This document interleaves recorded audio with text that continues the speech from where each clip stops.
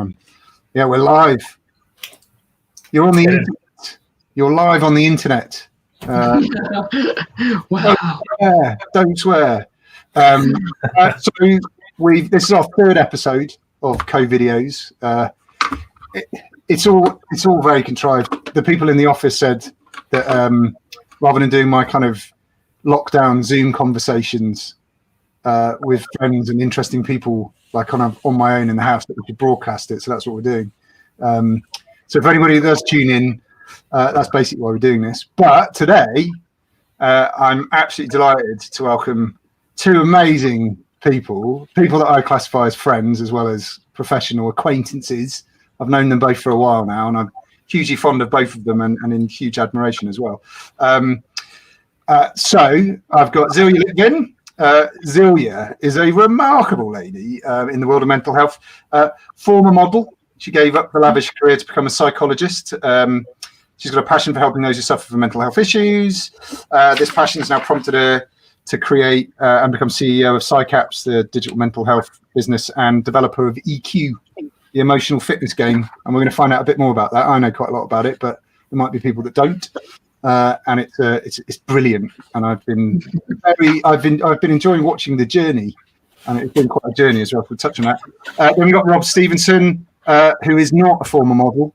I'm going to suggest almost as lavish and glamorous a lifestyle as Silja, but without the kind of the catwalks and stuff like that. So look, Rob's got a personal interest in mental well-being and is a leading figure in the movement to smash the stigma of ill mental health in the workplace. He's the CEO and founder of InsideOut LeaderBoard, and we'll talk about that. It's a social enterprise with a mission of ending stigma of mental ill health in the workplace. I've read that off something I found on the internet, and we don't have to do that anymore because I've done it. All I know is you're both brilliant, and I'm thanking you muchly for your time this evening, because it is an evening. So there you go. Let me just start by kicking off by going, what's been happening? How have the last few months been treating you? Are you keeping healthy and well? And what's lockdown been doing for you? Silja. Yeah, so thank you for having me, and I feel like I would like to do an introduction to you. Brilliant Pete trainer, has been mentoring me from day one, is championing women in tech and mental health, and has been an amazing friend. And I didn't read that. All right, we're not here to talk about me. Yeah, sure. People need to know if they don't already. But yeah, it's been a weird time, I have to say. In a weird way, my life hasn't actually changed that much because of my startup. I have my home office, and I've become very much of a homebody. I've been very stingy with my time, so I don't go out a lot. It took me about 3 weeks to really notice a difference and say, okay, I actually want to go to a restaurant, or I want to see a friend now. So the first 3 weeks, everybody was like, how are you coping? I'm like, I'm fine. And now I'm like, I want to go out. I want to meet people. I want to see people. I want to touch someone. I'm going to go out on the street and just no, I won't. But, it feels like a little bit.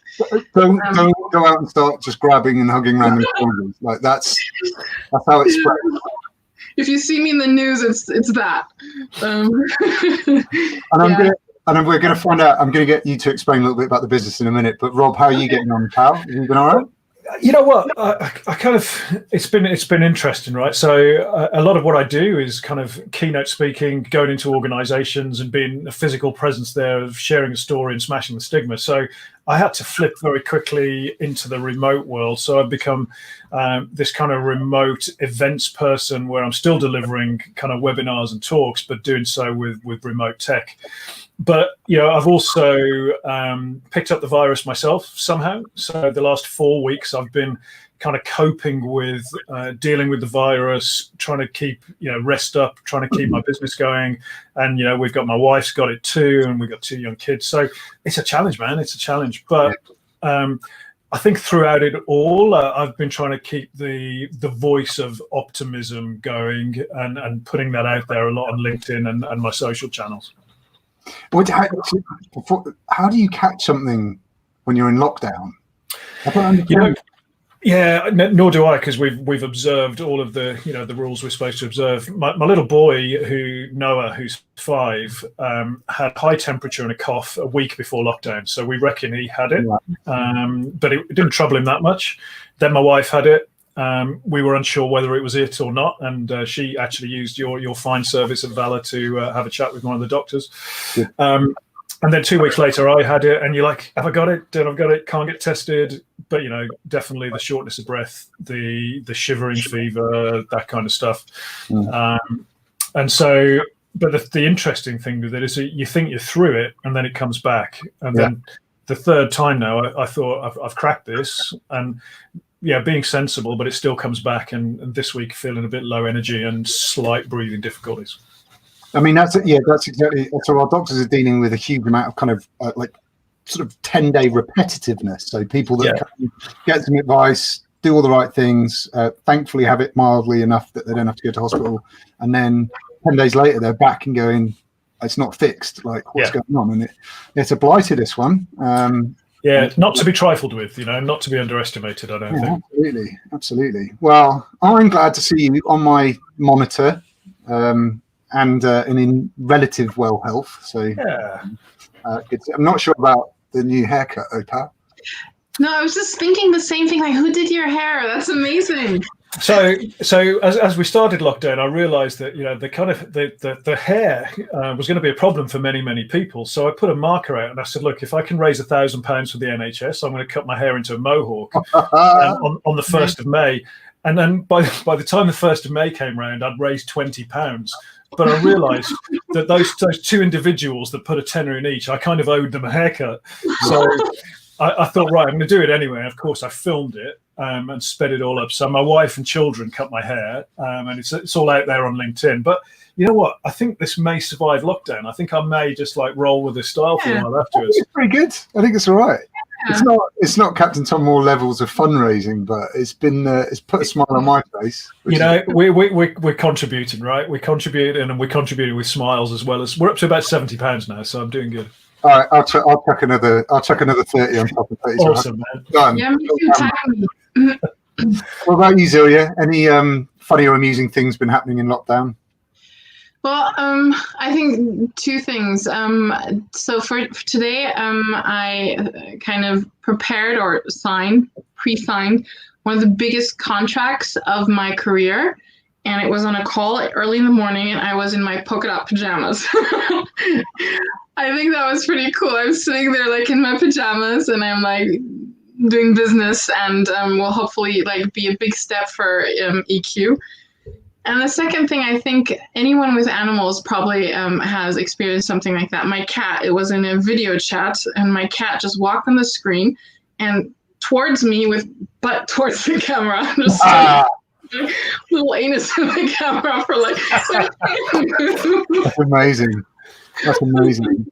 And you know what's going on all over the world is serious, sensible, grown-up business people are all dealing with exactly the same problem. The kids running in, or the cat anus on the screen, or something. So we're all in it together.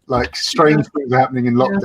But this is good for humanity, right? This is good to see the human side. Everyone has to drop their game face a little bit and show their human side. And I'm kind of loving seeing all that stuff. I mean, I haven't seen a cat anus yet, but there's time for that. Yeah, there's time for that. But it's good to see that human side of people, I think.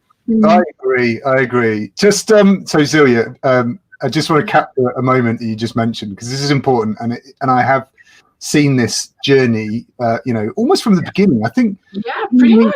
You were there. CogX. It's CogX 3 years ago, I think, or 2 years ago. Anyway. 3. Yeah. So it was I was baby startup.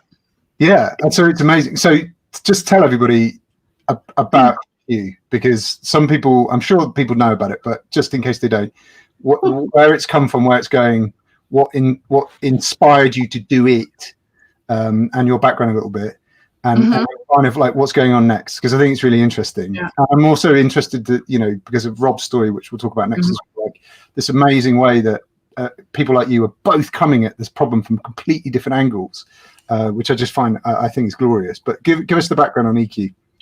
Yeah, so I'm a clinical psychologist, and when I moved to the UK, I started working with the NHS in a trust called NELF. It's Eating and Mood Disorders for Young Adults, anywhere between 16 and 28. And I really love the NHS. I think it's one of like the humanities wonders of the world, that the free access to healthcare. And the people, everybody that I've met, either patient or working with colleagues, is so dedicated and really, full of compassion. It's a beautiful, beautiful thing, but they're underfunded. And I was sitting there doing sessions with people that had been on a waiting list for half a year or 3 months, and thinking it's too little and it's too late, So we need to catch this before it gets to the point where they actually need to see it. There's a large amount of people. Had we done preventative programs, they would never be sitting there and needing me and probably having to come back again, or maybe even become an inpatient at a later stage. So I was looking at the options that were out there, and this was like 2016, and there was a lot of evidence that web-based interventions on the computer were almost as effective as face-to-face therapies or as pharmaceuticals with no side effects. So people were moving towards applications, and when you looked in the App Store for depression or anxiety, you had 50 apps. Now you have like 5,000 apps. This was in 2016, 2017.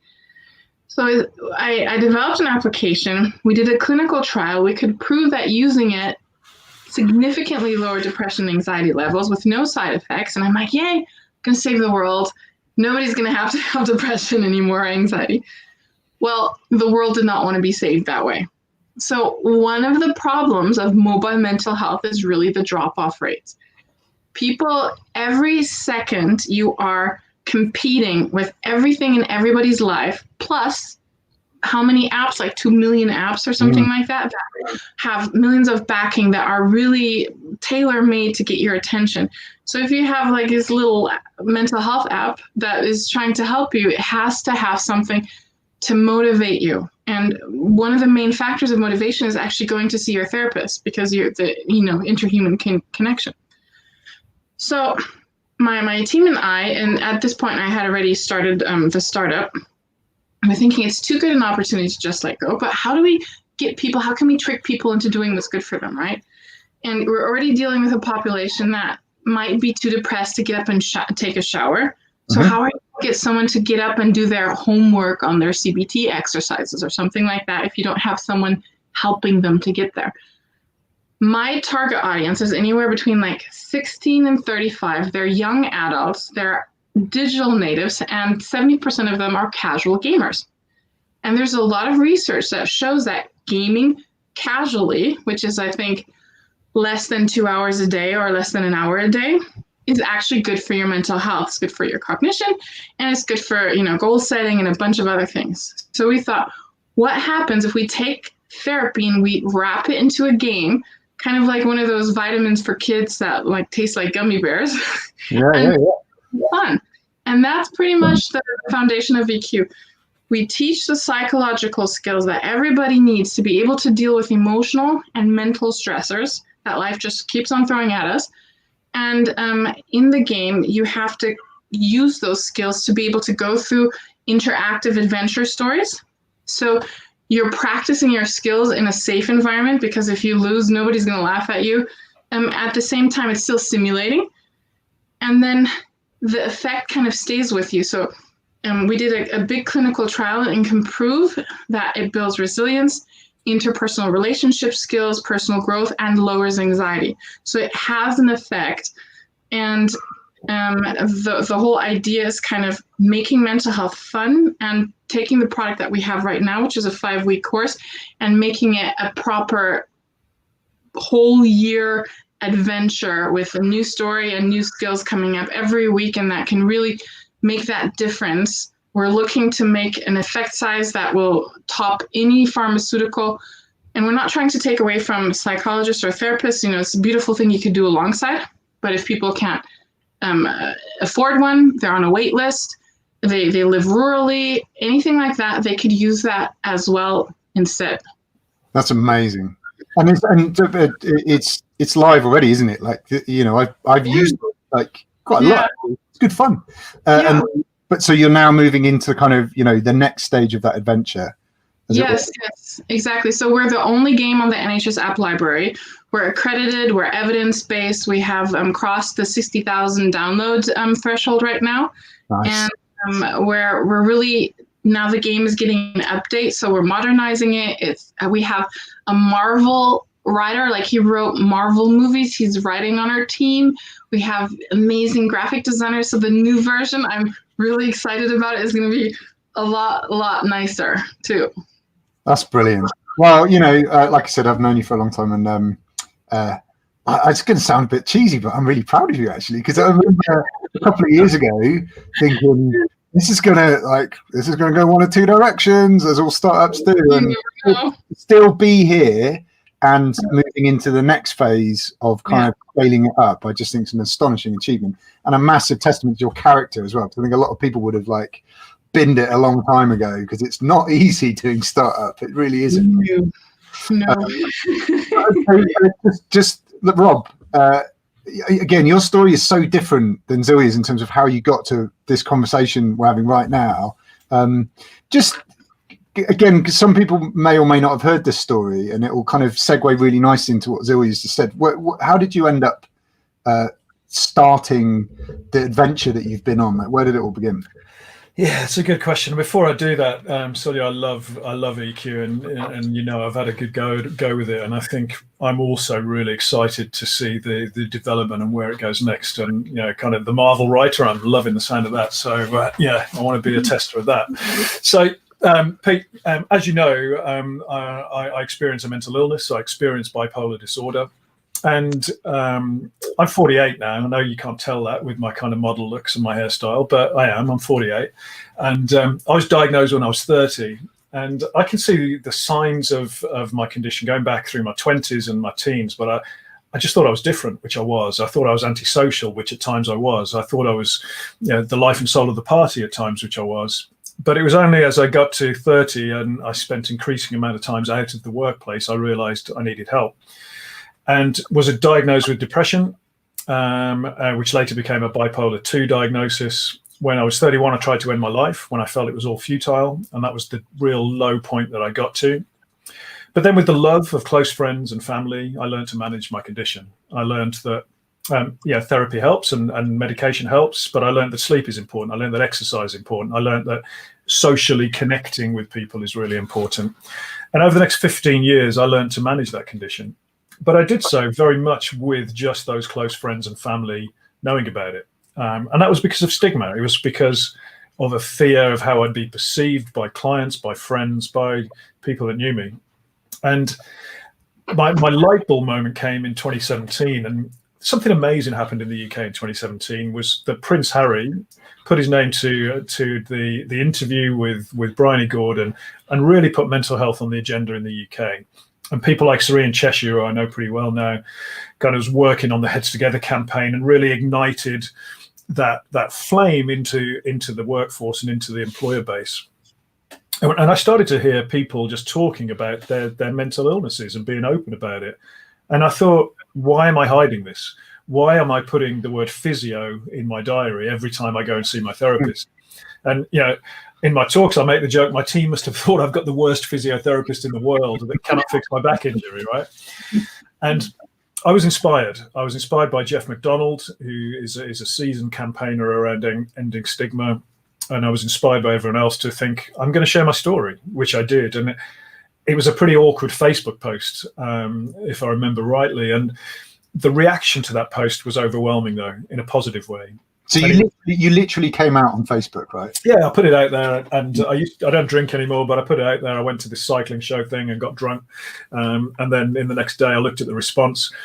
But I got the obvious response of people saying, "Oh, I never knew," and "Are you okay?" and checking in with me. But then I got this insight into exactly how many people experience a mental health challenge but do so in silence. It was friends, it was wives of friends, husbands of friends, it was business contacts, it was family members, right? And all of a sudden, because I'd created this safe space, people were feeling comfortable talking back to me. And that really, really inspired me. And I kind of wanted to look for a way to contribute to this movement. And I sort of did a lot of listening at the time. I kind of went to a bunch of conferences, met anyone that would meet me on this agenda. And I kept hearing the same message, in that we do not have enough senior leaders from our workplaces who are open about their challenges of mental illness. You know, at the time we have Stephen Fry, Ruby Wax, Alistair Campbell, and a bunch of sports professionals, but we don't have enough workplace leaders. And I thought that's where I can start to make a difference. So founded InsideOut, which is a not-for-profit social enterprise. And InsideOut at its core aims to smash the stigma by publishing an annual list, a leaderboard as we call it, of senior business leaders who are open about the fact that they have a mental health challenge. And Pete, I know you joined the leaderboard for 2020 this year, and thank you for doing so, because it's a massive honour. I mean, even to be considered, and I've been open about all this kind of stuff. Of course, I have challenges, but it's such a prestigious list as well. Yeah, and it's a simple concept, and it's worked well in the LGBT and gender diversity agendas. There's an old colleague of mine, a guy called Suki Sandhu, OBE, who's done this very well in those areas of diversity. But for mental ill health, it's really powerful, because it's powerful in its simplicity, because when we see our leaders speaking out, that gives permission for everybody else in the organization to do the same. But it then starts changing the culture and accelerating that process of culture change. And there's some great case studies from the leaderboard where that's happened. And then we've moved the agenda away from just supporting people with mental illness and mental ill health, but transforming the whole workforce to one that promotes positive mental well-being and wellness. And that's where we want to get to as well. Silja, you talk about the kind of prevention and stopping people from falling ill. I think that's the real big opportunity in our workplaces, if we can do that. But it starts with smashing the stigma. Yeah. Mm-hmm. Being able to, legitimizing the opportunity to speak out. And you're how many years into this? We're into the second year. We're into the third year now. We published the first year with 42 role models, CEOs, partners, MDs. Year 2, which we published in March of this year, we had 69 role models with lived experience.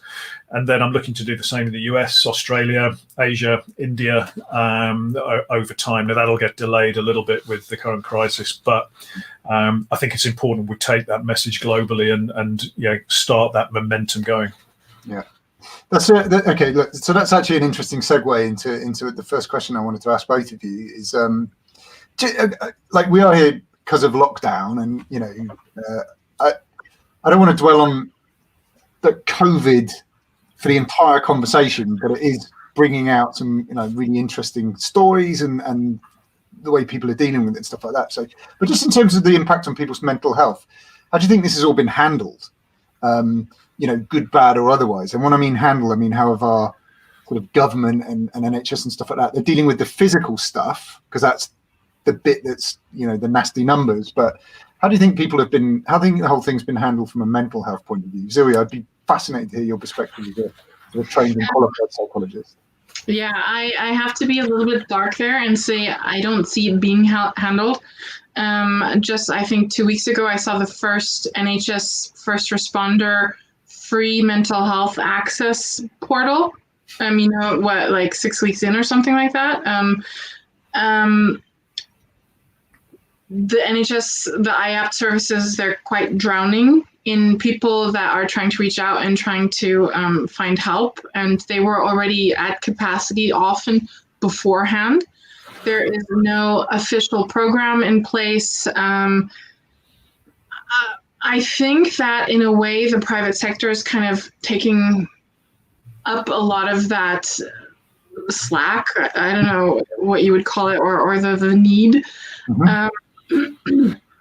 But I think it's really right now we're in survival mode.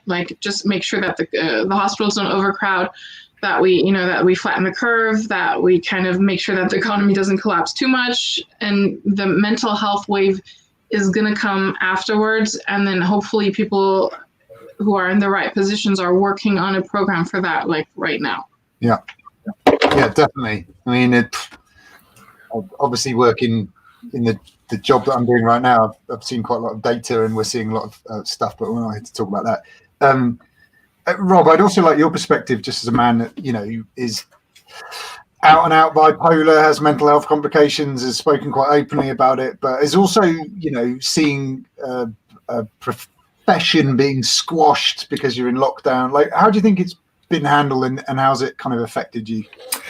Yeah, I mean, I think from a personal perspective, I think because I've come through a mental health challenge, I've built up that self-awareness to know how to deal with it. So actually my mental form as I measure it with a score out of 10, and we can talk a little bit about that project as well. But yeah, it's mostly been around the kind of 6, 7, 8 for a lot of lockdown. When the COVID virus stopped me being able to exercise and mess with my sleep, then I dropped down to a 5 out of 10, which is poor form for me for a period of time. But I think it's an interesting question around the kind of wider societal level and the employer response. So I think that clearly we're hearing mental health being talked about more in government response, but I don't think they've got the bandwidth to properly act on that at the moment, because they're struggling to actually deal with the immediate crisis. So I think we are going to see a third or fourth wave, whichever way you want to define it, which is the mental health wave of crisis. But I do think that in things like Innovate UK and the Wellcome Trust and some of the stuff that's coming out in terms of looking to the private sector to innovate, we are seeing good response there and opportunities for startups to get some funding or to accelerate ideas. So that's been good to see. I think the employer response, we're seeing initially businesses are looking at, like, how can we conduct business and how can we deal with our IT and get people working from home. But I think very quickly I've been encouraged to see the mental health and well-being being quite high up the agenda for employers. And so I think we're then seeing a real willingness to invest more in mental health, to accelerate any plans that they do have, to invest in new technologies. So I think that we'll look to the private sector and the employer to really help people. Now that's not going to be much comfort for the people that are out of work or don't have prospects for work and are really struggling with mental health right now. And unfortunately, we are going to see some issues come to fruition, I think. I agree. And so Silja, the other thing I'm really curious about is as someone who's creative and a psychologist, and like the language of all of this, has troubled me right from the beginning. It's like we took kind of quite a lot of Eastern terminology, which translates well, put it into kind of Western society and expected it to stick. So social distance, isolation, like they've hammered us with all the terms into our brains every day on every news bulletin.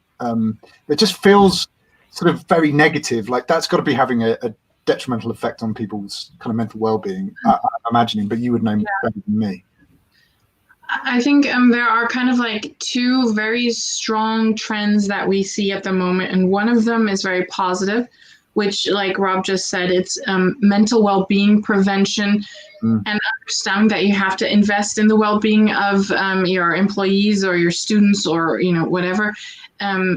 It's become part of everybody's talking about the social discourse, and it's going away from the nice to have, the perks, the bonuses, into kind of like the essentials. And I think that is a very, very good thing.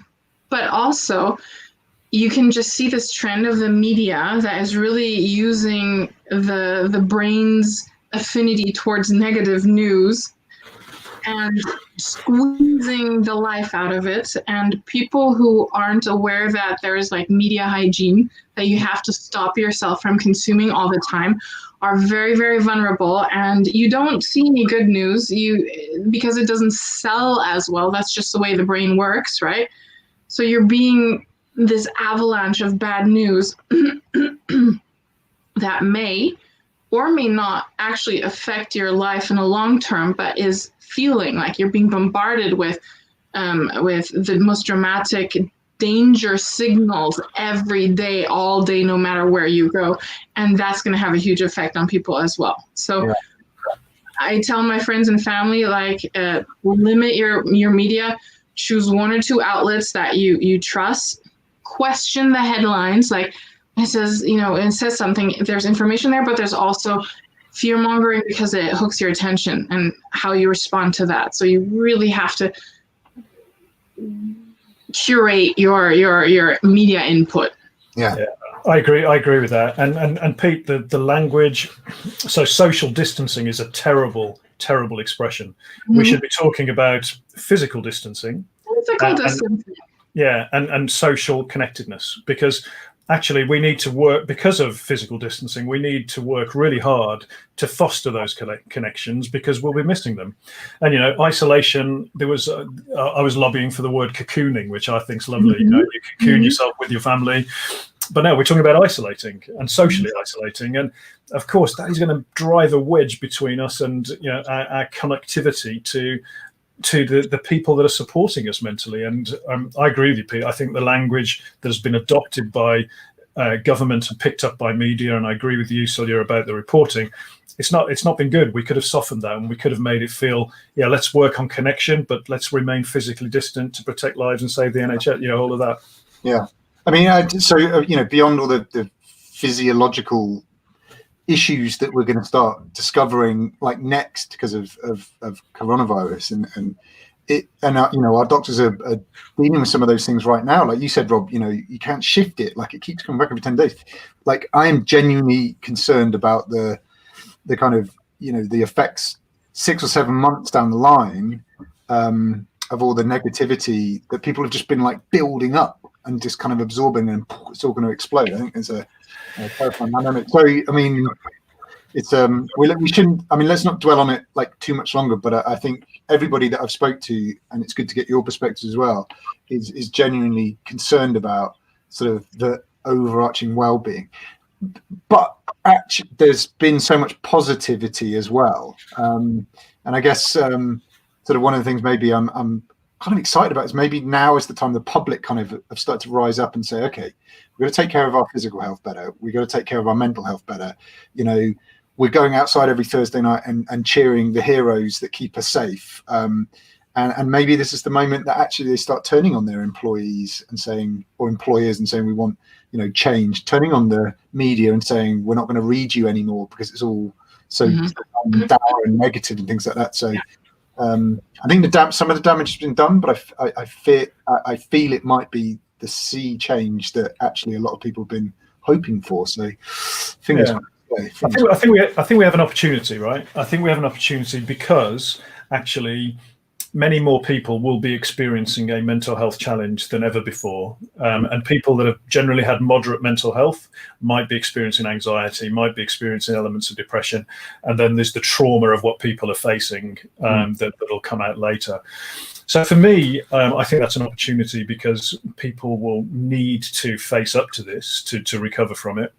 But I think we need to, this is a big passion of mine, rebrand mental health. So I'm trying to do that because I think you say the words mental health, you think of illness, you think of head in the hands, you think of suffering, you think of PTSD, anxiety, depression, whatever it might be.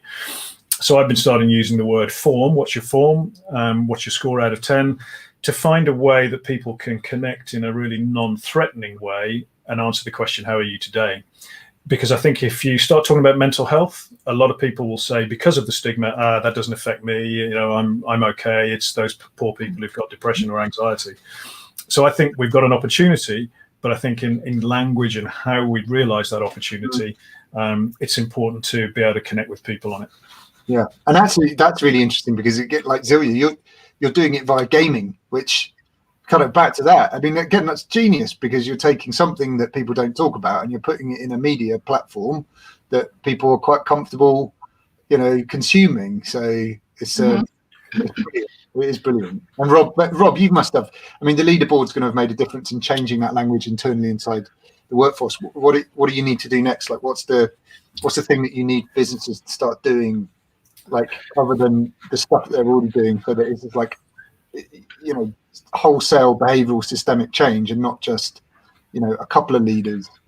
Yeah, so I think one, it's about making mental health and well-being a strategic priority of organisations alongside the creation of shareholder value and other business imperatives. I think that's really important. For me, I think if you look at an integrated strategy, you've got awareness, support, and prevention. And I think too many organizations focus on the kind of awareness bit and then think, oh, we better get some first aiders in and do the support bit. So I think we need a more integrated, holistic strategy. And then I think the third part for me is around literacy and imparting literacy on actually the people that don't have mental illness. And this is the opportunity for workplaces in prevention or promotion of positive mental health. It's giving people the tools to understand, what are the drivers of well-being, what are the 5 ways to well-being, whatever model you want to use, but actually educating people on an ongoing basis as to how to manage that. I think if we can do that, we'll have a happier, higher performing, more productive workforce. But we need to do it now to counteract what's happening right now. Yeah, interesting. I'm going to change topic ever so slightly, just for a minute or two, because I think this is really interesting. I'm actually now interested in both of you. So, firstly, like Silja, like you are cramming a ton in. As all entrepreneurs do, and driven entrepreneurs, and how do you maintain a kind of healthy lifestyle, work-life balance, given that you're kind of constantly on the go and constantly trying to do everything? Like, have you got any good tips for us? I think I had a little bit of a wake-up call because everybody experiences anxiety or depression a little bit differently.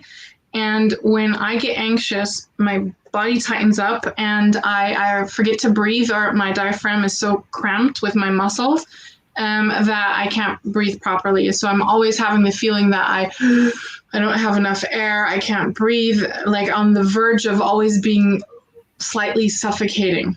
And I thought maybe it was some kind of issue with my lungs or something. This was way before COVID, like a year ago, or a year and a half ago.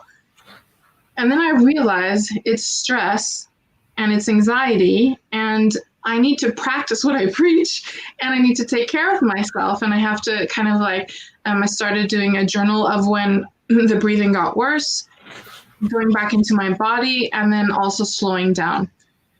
And I think it's very important for myself and the company that I'm building, because I would like to have an overall positive company where it's good for our clients or our players because it's cheap, affordable, effective mental health care. It's good for our investors because, they're hopefully getting money back at one point. It's good for me because I'm doing what I love and I'm making a living. But the culture has to be the right as well. And I have to be an example for that culture. So if I'm like answering emails at 11 p.m. and getting anxiety and not being able to sleep because of that, then I'm doing something wrong. I'm setting the wrong example. Yeah. I have to force myself to I do it's not very exciting what I do. So I do my daily calm in the morning. I have the Calm app, 12 minutes of calm. Then I allow myself to have a long breakfast and have my coffee, even if it might be like 10 o'clock, So my schedule is I start a bit later. I work a bit longer because that's how I feel comfortable. If I have a coworker that is an early bird, they're very welcome to do that, but they should not expect me to answer any emails at 7 o'clock. That's not happening. And I make sure that, for the future, I just listen to my body. And sometimes there are phases where I just have to take a nap. And it's okay to take a nap, and it's not embarrassing for a startup, the hustle culture. I don't buy into that. If I'm not well and my brain is not clear, I'm making bad decisions for my company, for my investors, for my shareholders, and nobody wins. Yeah. So I think that's pretty much what I'm doing. And then trying to exercise. I'm a couch potato. I don't like exercising. It makes me angry. There's a great quote from Ben Franklin that I always kind of come back to, and it's been particularly useful since I took over, like, trying to run Vala. An ounce of prevention is worth a pound of cure. Mhm. You know, I'm going to get it tattooed somewhere at some point, because I keep kind of saying to everybody, like, we just need to teach people how to manage stress and anxiety, like, before we have to treat it. Like, let's not get there. Do you know what I mean? So, what about you, Rob? What have you been doing to keep yourself kind of fit and healthy? Yeah, so it's interesting, isn't it? You know, we're all very purpose-driven individuals, so we have to be very mindful of that sense of purpose that can drive us to the extreme. And we're in the wellness, mental health industry, so we do need to be setting examples. And at times I don't set the best of example because I am so driven. But at least I have that self-awareness. So for me, exercise is the big one. I'm a cyclist, which also gives me the opportunity to shave my legs, and shaving legs and getting into fresh bed sheets is one of the best experiences in life. Am I not wrong, Silja? Pete, you may know as well. I might be judging you prematurely there. No, but for me, and I'm about to build up my own startup around this, as you know, Pete, for me, the biggest gift that I give myself is a moment of reflection each day to answer the question, how are you today? And I ask myself that every day, and I've been doing this for years. It was given to me by a therapist, but I ask myself, how well have I slept? Have I been exercising? How motivated do I feel? What's my nutrition been like? How connected am I? A bunch of questions that I ask myself, and I give myself this score out of 10. And actually what that process does, it just allows me to bring self-awareness to what's driving my mood, my form. And it might be that I'm a 5 out of 10 because I'm not sleeping enough, and I can say, right, I'm now going to prioritize sleep. It might be that I'm 8 out of 10 and I'm thinking, actually, don't push yourself too hard here because you're going to burn out a little bit. So it's that gift of reflection, noticing form, and allowing me just to tweak lifestyle before I do fall back to a 5 or go to a 4, because if I'm a 4, I'm in bed with depression, you know? And so for me, that's the most powerful tool. I think one of the things we've got to get, out there as well, and I think we're all like community of us, not just the three of us, like there's thousands of amazing entrepreneurs all driving in the same direction, is, it also strikes me that all of those people that I meet and like often get into this because it's happened to them. And therefore they're on this kind of like, okay, I understand it. Like I went over an edge. I'm coming back from it. I want to make sure it doesn't happen to other people. But it's like, how do we stop? How do we just bake it into society that you should just stop, breathe, calm down, take some time for yourself, measure your form. Like it needs to be, as normal as going into Starbucks or wherever you get your coffee. Like it needs to be habitual, right? So there's a lot of work to do. There is a lot of work to do. Yeah, definitely. But Silja, you're doing that by encouraging gamers to work this into their routine and this positive behavior and way of thinking from a gaming point of view. My big idea could be a game changer if it comes off, that will make it more habitual, to get people to reflect on that. And I think we do need that innovation to be able to reach into people, to actually facilitate behavior change, because that's what it's all about, really. It's about bringing awareness and then changing behaviors to actually promote healthier outcomes. Yeah. And I really think these things that we're discussing now should be taught first, second, third grade, fourth grade. It should become part of everybody's no-brainer tool set. Learning how to breathe, how to, reflect on one's well-being, understanding sleep hygiene. All these things should be taught in school or by parents. Oh, massively. And that would have saved me thousands of pounds, years of lost time, and I would gladly trade that in for trigonometry. I mean, maybe somebody needs that angle work in their job. Not me. I've never used trigonometry, to my knowledge, in anything I've done, or woodwork. I've never made anything. But actually, well-being and being able to recognize that self-awareness of what's driving it would have been a pretty decent skill set to have in my late teens, to be honest. Yeah, definitely. I agree with both of that, especially as a parent as well. Like I'm looking at my kids and going like, well, okay, well, we've got pastoral care. They've labelled it. What does that actually mean? Like, to go to primary schools in parts of Asia and they do their 25 minutes of meditation with the entire school like every morning. And some people might look at that and go, that's a bit over the top, isn't it? So no, they're kind of being mindful. It's not a bad way of being. Well, I'm just gonna. I asked Emma this last week as well. My brilliant friend Emma, and it's one of these questions that I'm sort of sometimes I might ask it, sometimes I won't, but I'm going to ask you guys. So, like, look, so we met through kind of 6 degrees of separation. I know someone from blah, blah, blah, and they knew someone, and they introduced me to Silja, and they introduced me to Rob. Like, it just 6 degrees of separation is something that kind of I'm starting to put a lot more stock in than perhaps I used to, or you know, the good, sort of attracting good and so on. Do you two buy into this philosophy that, you know, people tend to gravitate towards other good people and good causes? Like, is that something that you found since you've both been on your particular journeys? Have you really just kind of, it's a bit like you said, Rob, when you started on the Facebook post, you know, and you said like lots of people just came out and started doing it. Is that something we should be encouraging? I think so, you know, and I don't think it's necessarily good people. I think you do attract like-minded people, but I think when you are living a life of purpose and you're on a mission doing that, I think the universe does conspire to put people in your path that are also on that mission, or can help that mission, or are doing other missions that you can help with. And I've been astounded actually by the connections I've made since changing to do what I do. I was still a decent bloke before, right? I maybe less so 20 years ago, but yeah, I was still a good bloke. But since I've been doing good stuff, then I've been meeting a lot of other great people like yourselves doing great stuff. And I think there is something really special and magical about that. Yeah. What about you, Silja? You must have met some incredible people. I would take it also step away from the good people and go more in direction of the purpose, and take it a step further, say healthy people gravitate towards healthy people. And the more they surround themselves with mentally healthy people, the more they realize the work that they can do on themselves, they become healthier, and they collect more.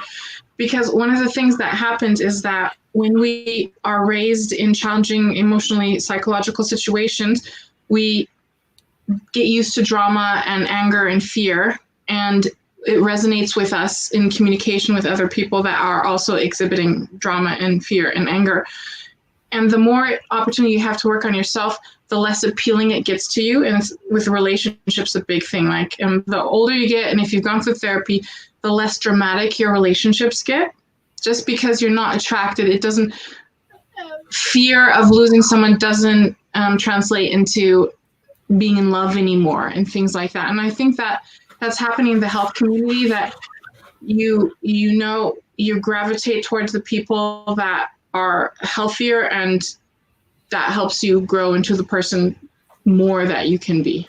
So this is really interesting, isn't it? So then we're looking at a kind of network effect, aren't we? That you gravitate to people that are healthier, you learn from them, become healthier, then you gravitate to other people, and there's this virtuous circle of it, and then more people come. And this is kind of how we're going to make change, isn't it? Yeah. This is how we're going to make change and carry other good people with good ideas that add to that kind of just ball of goodness that's kind of growing and morphing, really. And I'm seeing that around the work that I do, for sure. Yeah. I've actually got a question here from somebody that's been watching for Silja, and it kind of relates to this as well. So the question was kind of around social tech, and that I guess by that they mean like social impact, not social media. And it really seems to be going through this kind of inspiring surge at the moment. The question is, like, what does that mean to you as someone that's been developing technology for the last couple of years to try and help in this space? The fact that it's kind of booming at the moment, or at least everyone's waking up to it, and social is going beyond perhaps slightly negative social media into much more social consciousness, and technology is really facilitating that. Like, what does that mean to you, and how does that make you feel, someone that's been really pushing hard in this space for a while? I'm really excited about it, and I see a lot of people having ideas that I would never have come up with. For example, someone in our mental health circle in the UK has come up with an app. It's called Felium, that you can hug the app, and it hugs the person that has the same app. So you're kind of like hugging tech, but at the same time, it's transferring the vibrations to someone else, and things like that. I would have never come up with. The space is way far from being oversaturated. There is a lot, of space for all of us. The only thing that think we need to be a bit careful about, and that's probably my academic side going, is that we have to make sure that we're not making things up as we go along, and we do need clinical testing, and we need strategies to keep people safe that are using our tools. And there's a lot of things out there, a lot of mental health apps that got under kind of scandals because their privacy policies weren't really good and things like that. So it's a double-sided sword. There's a lot of beautiful opportunity, but I think we do need some kind of regulation or safety measurements in place. Yeah, definitely. I've been enjoying as a kind of a wave. Hello, Liz, if you're watching, like Orca and things like that, doing an incredible job. Sticking a decent label on some of this stuff so that it's not the Wild West. And I also, on that question as well, and I think it's to both of you, we're all of a age and experience, and we came through this to where we are right now, whereas I think a lot of people have been born into it. Like, how bad has social media been to the kind of health and well-being of a generation? Like, have you got a point of view on it, either of you? Yeah, I mean, there's the obvious ones, isn't there? The kind of perfectionism culture and the need to be liked and portraying a certain lifestyle that's unobtainable. I think there's that. There's the, for me, the horrible culture that we see on Twitter, that people can be so negative and offensive, and that seems to be okay. That seems to be acceptable to behave like that. The general level of connectivity that we're probably spending too much time online. But I think it can also be a force for good, and I think that's what we need to tap into. So now, particularly now when we're kind of physically distant, that using technology properly to be able to keep in touch and connect and reach out, and like we're doing now, I think we'll all feel a boost from this hour of conversation, but it's digital, right? Yeah. So I think how we're using tech is an issue, and social media. But I think we need to tap into the good and the opportunity. We don't, the machines aren't intrinsically bad. It's the kind of humans that how we're using those machines, right? Yeah, exactly. What about you, Silja? Have you got an opinion on that? I have a very social impact. Kind of where we position ourselves in terms of technology, but social media, how's that worked out for you? I think social media can be very much equated to sugar, right? So having a snack every once in a while just makes life nice. Like, who doesn't like a brownie or something like that? And that's fine. If you overconsume and you don't be careful of what you consume, it can be harmful. And I think there's not enough education out there about how to do social media hygiene. On all my talks, I always say, especially when I'm dealing with young women, is say, if you keep on seeing and following people that make you feel bad, you are exposing yourself to something that is not good for you. To kind of recognize, self-reflect, and say, this person that I'm following, or this ideal, or this brand, or whatever it is, doesn't make me feel good. I need to unfollow them. I need to stop drinking 5 Cokes today. This is the same thing. So I think a bit of social media, even a little bit of Twitter hate. Like, there's a politician that I really despise, and I just go there to see people hate on him. And I do that for 5 minutes, and I allow myself that. But if I were there all day fighting with people, it would have a bad impact on mental health. Yeah, well, I mean, I think that's the point, isn't it? Is that for some people, it's become hours and hours and hours of consumption. Do you know what I mean? So it troubles me. Yeah. So I am also interested to find out, just a little bit more about you two. So we've got kind of 5 or 6 minutes left, and I do appreciate that it's an evening session, so you can go and live your lives. Just so we could talk about mental health and the missions and all that kind of stuff forever and ever. People can go and find out about everything that's brilliant that you're doing kind of online. I'm interested in finding out something a bit more about you two, and I'm going to start with Silja. What's the most interesting thing that we wouldn't find out about you from your online biogs? I think that I may possibly be a little bit too much in tune with my inner child. Oh, that's good. I like that. What do you mean by that? Yeah, like you can put me in any room with a 12-year-old and we would laugh about the same jokes and watch the same shows, have a bland, a great, grand time. And sometimes it pops up in situations where it shouldn't. Like, you said 69 earlier, and I was like, so I guess it's just that, that goofy childness, I haven't shed it, and it's too much fun too. And a lot of people don't know that, especially if they see my social media. And of course, my pictures are groomed, so I'm like, I don't put the pictures of me in my pajamas or stuff like that up there. So I do, take care of a certain persona, but I am a little bit more goofy than that. That's brilliant. So about 18 months ago, on just to expand on this, I was at a really amazing conference in the south of France, very lucky, with a guy who'd, I won't name him because I don't want to embarrass him, but he'd created about 15 years ago this app that then was bought by some giant American corporation for millions and millions and millions of pounds. And he'd spent kind of 15 years being like uptight and then when suddenly like what, I don't have to work anymore. I don't have to, he's basically just turned into, by his own admission, like a giant kid. He's like, he's like Tom Hanks and big. And he's so liberated by kind of behaving like a kid, and his whole talk was around how we should be more childlike and we should be more curious and we should be more like stupid and not so grown up, and how that was kind of like his moment of like liberation. I just thought it was great. So I've even started doing stuff since lockdown, which I think my wife is slightly concerned about. Was I used to go, come on, to my son, like, how honestly, let's not play too much Fortnite. Like, I don't want you sitting on the screens too much and stuff like that. Now I'm sitting on the sofa some afternoons playing it with him, and we're having a blast. And I'm going, oh, I get it now. This is just like, we're just kids. Let's just behave like kids.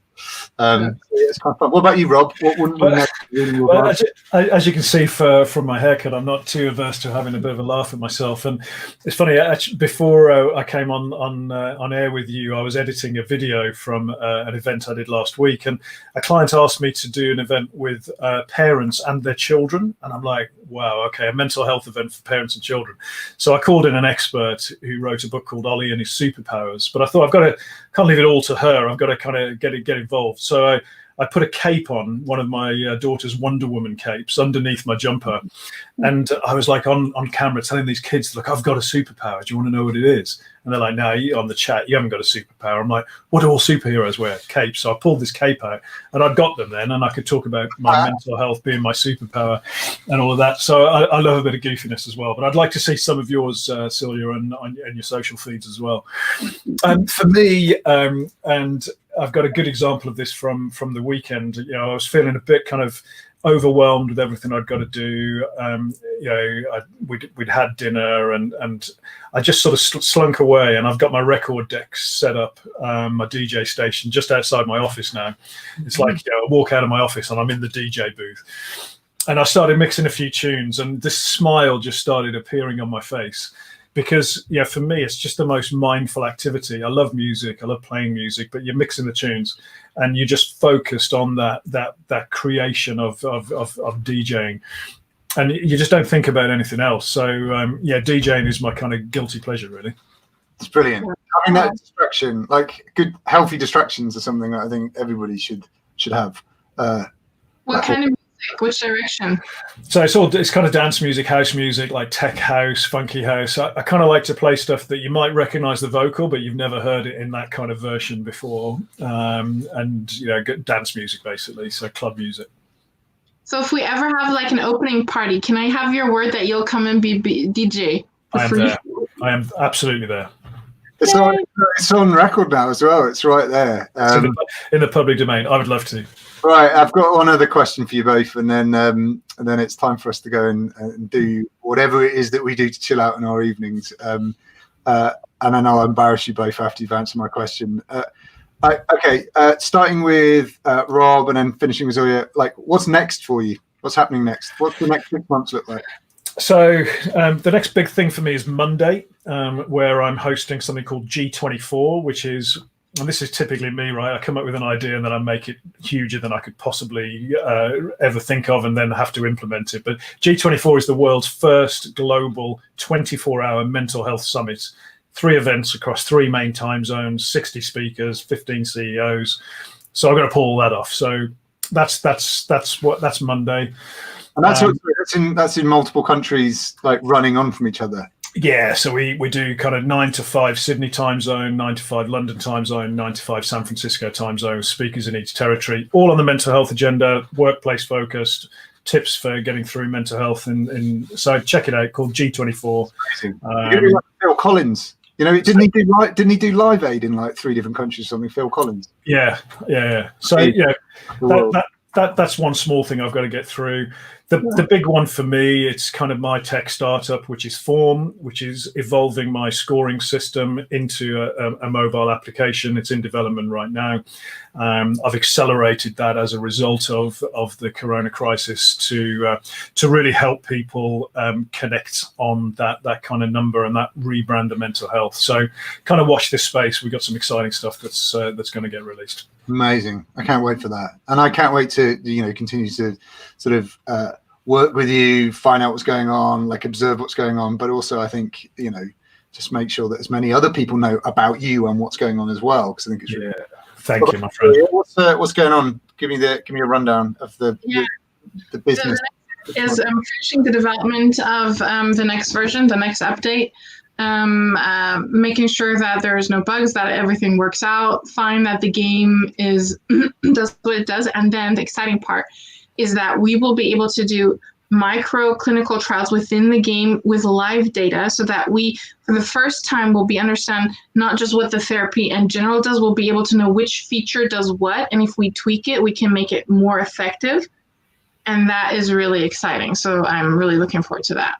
That's amazing. And so, and then obviously the idea with a game like this is it can constantly evolve as well. So it's kind of never finished, right? Which is amazing. It's absolutely. Yeah. So good. Look, listen, both of you, I want to say thank you for me. I want to say thank you to everybody whose lives you've made better through your dedication, perseverance, just being out there and putting yourself out there and really taking on the challenge. And it is a challenge and an adventure. I'm certainly really grateful to have you in my life.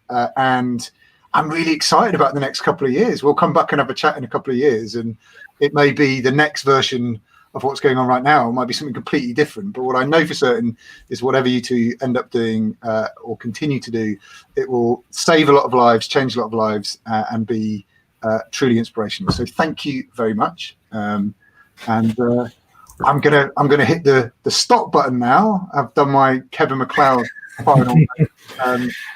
Stay in touch, stay safe. I don't know how long this lockdown is going to continue on for. I know they're saying we're coming out of it, but I think we've got kind of 6 months or so of oddity. And just keep being you, really. Yeah, Pete, I'd like to say the same back. Keep being you. No, you're not stopping now, because you're given that. You're going to get it back. So thank you for all you do, and it's a pleasure to know you. And thank you for all your help that you give me along my journey, and I know you give Silja along hers as well. But I'm so looking forward to keeping collaborating, talking, and changing the world. Right? Yeah, man. Good stuff going on. And I've just seen Silja's cat invading the screen. That's an apt moment before we get the reverse view of your. Let's get out of here. We don't need that. We don't need that. Right. Take care, everybody. I'll speak to you soon. Take care. Bye. Bye.